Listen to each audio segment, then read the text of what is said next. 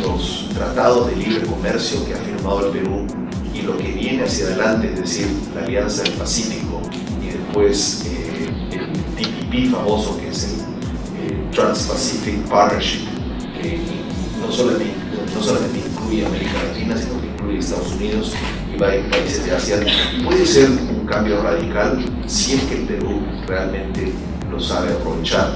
Y lo sabe aprovechar significa obviamente montarse a una estructura exportadora de mayor eficiencia, de mayor productividad. Si es que el Perú logra subirse a ese carro, yo creo que sí se puede dar un cambio radical.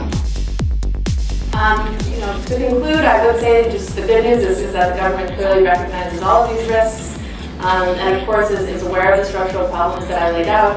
I think it's just very difficult to figure out what the best path forward is in terms of resolving these challenges.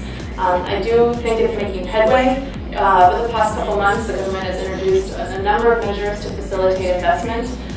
It's put on fixed timeframes for permitting processes. It's establishing committees that will help to oversee permits from the beginning to the end through the various bureaucratic steps that they need to go through. And they've also facilitated the expropriation of land for infrastructure use. Estados Unidos no solamente es un mercado grande, que es muy competitivo y es una excelente oportunidad para reducir la tasa de empresarios esporádicos, exportadores esporádicos. El sector que más crece justamente es el sector más prometedor, que no es el que requiere grandes inversiones como puede ser el tema de la minería o el tema del petróleo. El sector agropecuario, el sector de alimentos, no solamente es un sector con ventajas comparativas, también es la mejor herramienta para luchar contra la pobreza.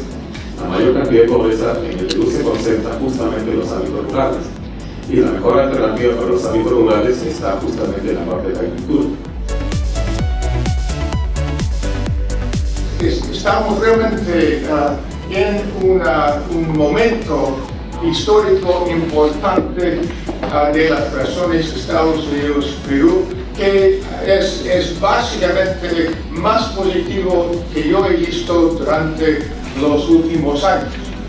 Y me parece que tiene posibilidades de mantenerse dado la dinámica positiva que vemos ocurriendo en su país.